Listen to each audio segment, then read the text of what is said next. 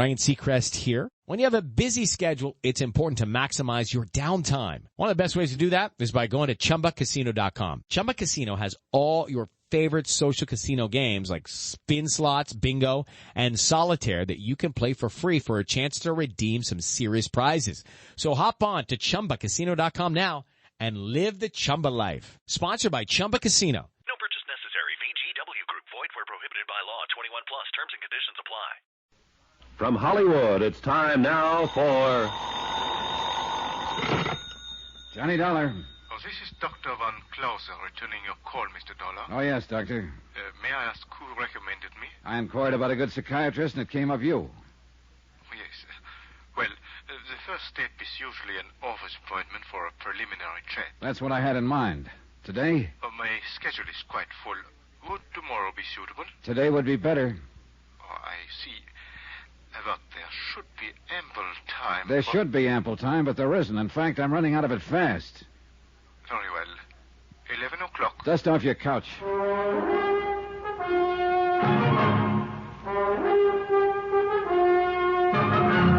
Tonight and every weekday night, Bob Bailey in the transcribed adventures of the man with the action-packed expense account, America's fabulous freelance insurance investigator. Yours truly, Johnny Dollar.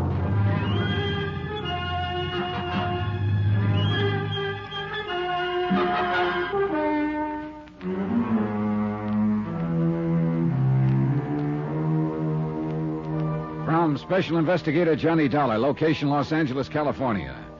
To National Underwriters Association, 1180 River Road, Hartford, Connecticut. Assignment, the long shot matter.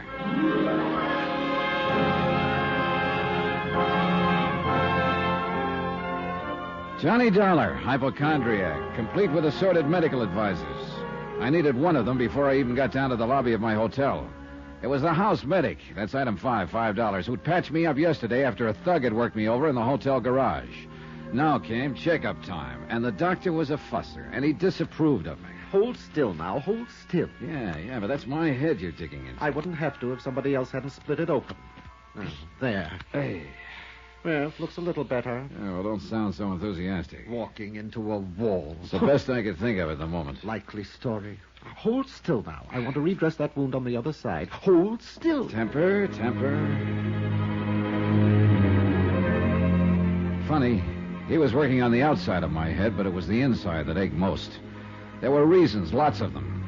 Like the murder of a sick old woman the same day I'd arrived, and the anonymous note that had warned of it. Like the victim's husband and an ex-convict accusing each other of committing the crime. It was a rough one, real rough, because the picture kept changing from minute to minute, and my company was on the hook for $100,000.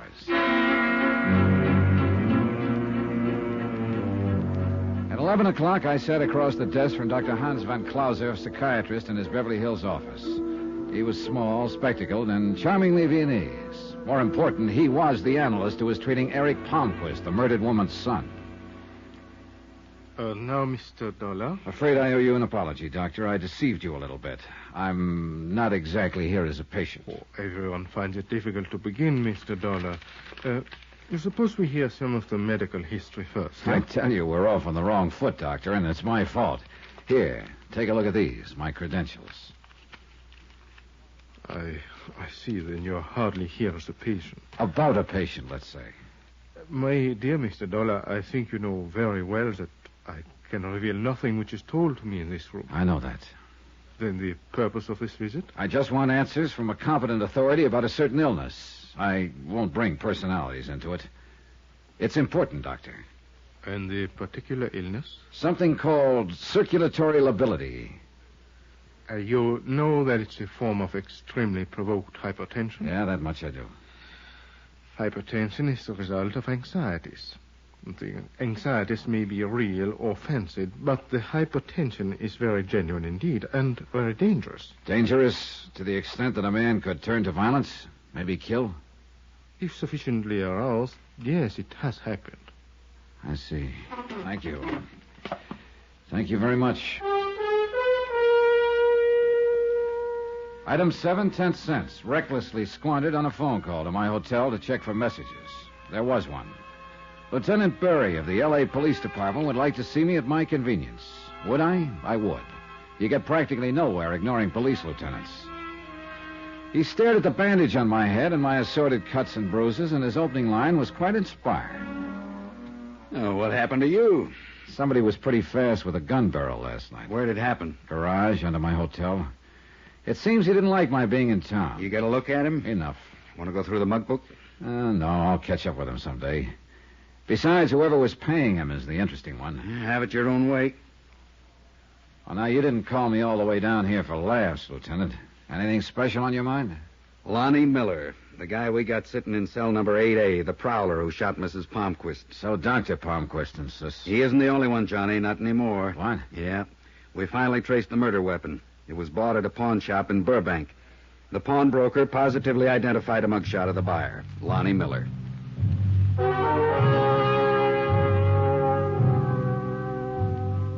Police identification evidence is a pretty tough thing to ignore. But I was still what the lieutenant called a hard sale. It wasn't stubbornness, simply the fact that I'm very large for motivation. It can be as wild, as woolly as they come, but it's got to be there somewhere. And somehow, with so many good ones around, the worn, faded man in cell 8A didn't rate in that company. I asked the lieutenant for a couple of minutes with Lonnie Miller. He shook his head as though he felt sorry for me, but okayed the visit anyway.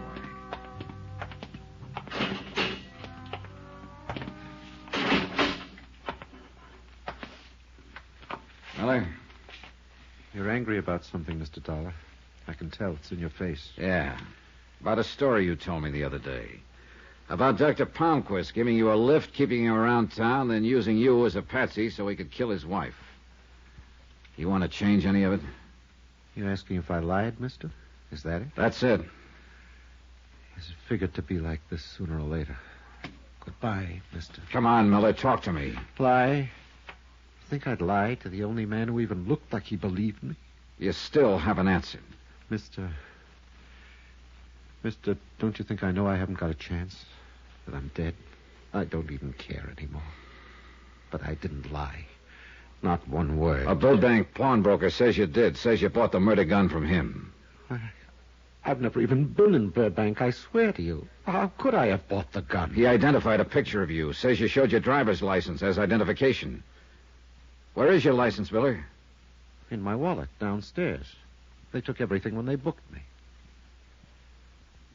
Mr. Dollar?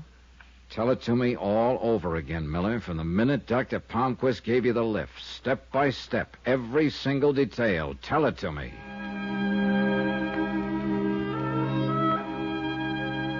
He began slowly, haltingly. The words just kind of fell out of his mouth in a tired, hopeless fashion. It was the same story he told so many times now. I had reason for making him go through it. Some small, hazy idea that was tugging at the back of my brain, jagged, undeveloped, but an idea. When I left the cell, I had Miller's permission to look in his wallet.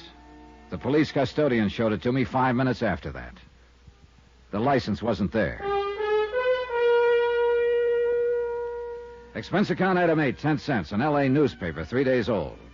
One which played up the Palmquist killing big, contained pictures of both Dr. Palmquist's grieving husband and Lonnie Miller, suspected killer. Purpose? To be used in backtracking.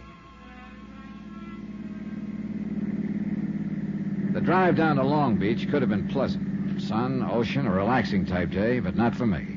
Not with what was going on inside my head. Even the soft breeze coming in off the Pacific couldn't sweep the pieces together for me. Sure, for a few seconds, everything would make sense. Then, a moment later, some small fact would make the whole theory collapse.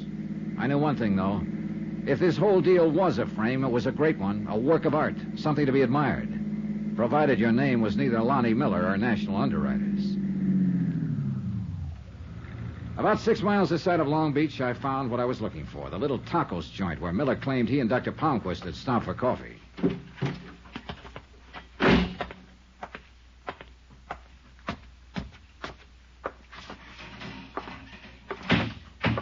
Hola, amigo. You like some tacos? Sure.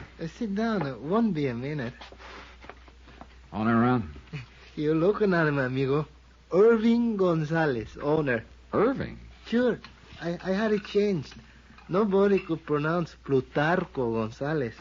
I see your point. He doesn't pay to make problems for your customers in business. Yeah. When are you going to work up to asking the questions, amigo? What? I can make tacos blindfolded, and I can tell a cop the same way. Well, you're not too far wrong. Want to take a look at this newspaper? Either of these men ever been in here? And Dr. Victor Palmquist and Lonnie Miller. Oh, I read about that killing. Very interesting. Yeah. Well, what about it, Irving? What about what? These men, have they ever been in here, alone, together, any time? Yes, I mean, they look kind of familiar, but maybe it's only because I see them in the papers. You know, Is that the best you can do? Well, look, amigo, you stand behind a counter all day and everybody looks like everybody else. You wouldn't want me to make a guess, and that's all I'd be doing, guessing. No, I wouldn't want that. Here, nice and hot. Eat your tacos, amigo. Thanks anyway. I'll skip them this time. Here. You know something? I don't blame you. Hey, look at this. Pills. Pills? Pills. I eat them by the dozen. Do you know why, amigo? Tacos. There's this about the racket. You try, you strike out, you can't waste time thinking about it. You get on to the next step. The step? Laura Considine, Dr. Palmquist's lovely alibi the night of his wife's death. Her house was only a few miles out of Long Beach. It seemed logical to head for it. I reached it about 20 minutes later, a large, old-fashioned and seemingly deserted house on a promontory that jutted out into the Pacific. Strikeout number 2, the hostile iron fence that circled it made its point. Keep out. So I did. Trespassing applies to everyone. From where I stood, I couldn't identify the car that suddenly roared away from the back of the house, but one thing was obvious. The driver was in a hurry, and I was getting nowhere. I decided to head back to town. It happened 5 minutes later as I rounded a curve on my way back to the Pacific Coast Highway. Choice, the Pacific on one side, granite cliffs on the other. I picked the cliffs.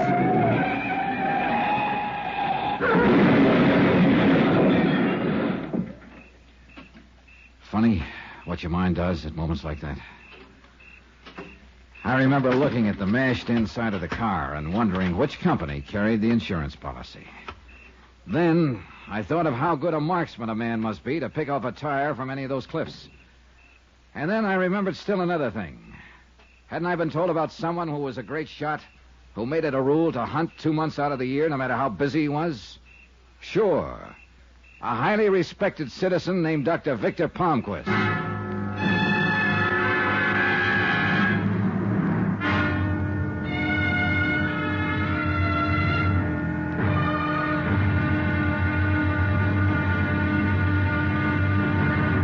Now, here's our star to tell you about the final exciting episode of this week's story. Tomorrow, you want to hide something? Put it in plain view. Only don't go overboard on the system if you're hiding a murder. Join us, won't you?